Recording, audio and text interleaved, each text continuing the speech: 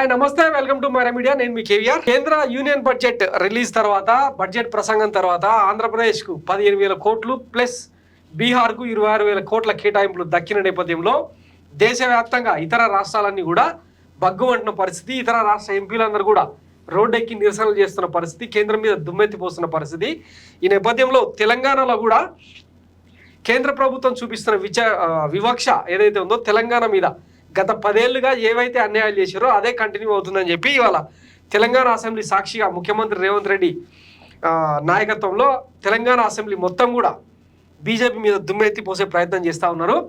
So ఇది సబ్కా సాత్ సబ్కా వికాస్ బడ్జెట్ కాదు, కుర్చీ కాపాడుకునే బక్వాస్ బడ్జెట్ అని చెప్పి కాంగ్రెస్ మంత్రులందరూ కూడా ముక్తకంఠంతో ఘోషిస్తూ ఉన్నారనమాట.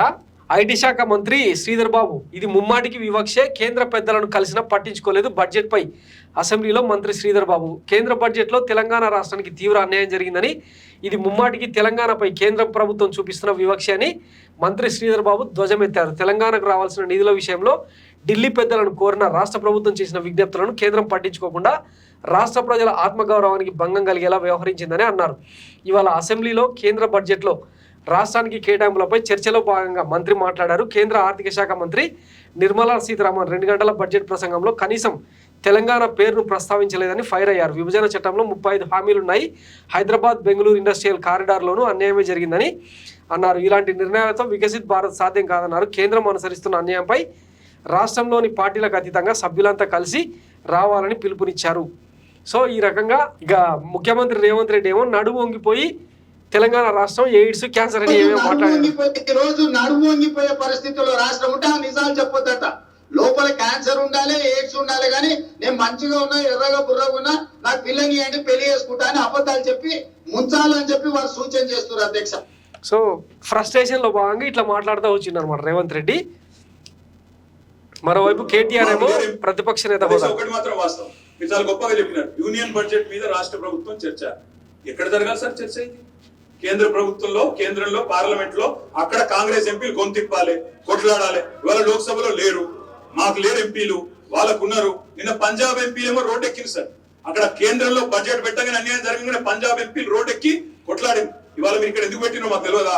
అక్కడ ఒక పైసా రాలేదు కాబట్టి, 21 ట్రిప్పులు వేస్ట్ అయినాయి కాబట్టి, విమానం ఖర్చులు వేస్ట్ అయినాయి కాబట్టి, ముఖం చెల్లక ప్రజల్లో ఏం సమాధానం చెప్పుకోవాలో తెలవక ఈ రోజు ఇక్కడ చర్చ పెట్టి ఒక ప్రహసనం లాగా చేస్తున్నారన్న విషయం మాకు తెలియదా సార్? ప్రజలకు తెలియదా?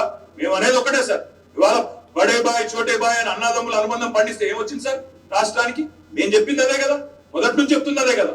దయచేసి నేను గౌరవ ప్రభుత్వాన్ని కోరుతా ఉన్నాను, మీరు ఏ రకంగా దీన్ని ముందుకు తీసుకొని పోదామంటే మన రాష్ట్రానికి జరుగుతున్న అన్యాయం విషయంలో మేము తప్పకుండా మీకు అండగా నిలబడతాం, మేము మీతో కలిసి వస్తాం.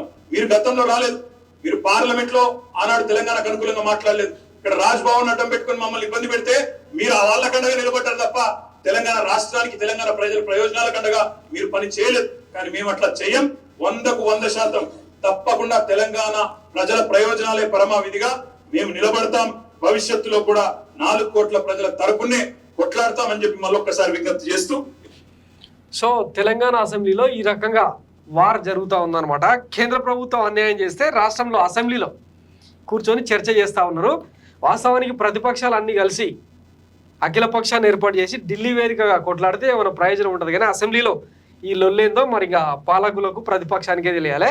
సో మొత్తం మీద ఇది బక్వాస్ బడ్జెట్, కుర్చీ కాపాడుకునే బడ్జెట్, మిత్రపక్షాలకు మాత్రమే న్యాయం చేసేందుకు, అది కూడా ఎవరైతే కేంద్ర ప్రభుత్వానికి ఎన్డీఏ సర్కార్కు కొమ్ము కాస్తున్నారో ఆ 2 పార్టీలకు మాత్రమే న్యాయం చేసినారు, ఆ 2 రాష్ట్రాలకే న్యాయం చేసినారు అన్న కోణంలో తెలంగాణ బగ్గు అంటుందన్నమాట. సో రాష్ట్రానికి మిగిలింది బిగ్ జీరో అని చెప్తా ఉంటే బీజేపీ నేతలకు కౌంటర్ చేసుకునే ప్రసక్తి లేకుండా పోయింది. ఎందుకంటే 2 కేంద్ర మంత్రులు ఉన్నారు రాష్ట్రంలో, 8 మంది ఎంపీలు ఉన్నారు, ఒక్కరు కూడా నోరెత్తట్లేదు. పైగా దాన్ని సమర్థించుకునే ప్రయత్నం చేస్తూ ఉంది బీజేపీ. సో మరి వచ్చే ఎన్నికల నాటికి బీజేపీ పరిస్థితి ఎట్లా ఉంటుంది? కర్రుగాల్చి వాత పెడతారా లేకపోతే ఇంకేం చేస్తారా అన్నది వేచి చూద్దాం. Thanks for watching my media. నేను మీ కేవీఆర్. Thank you.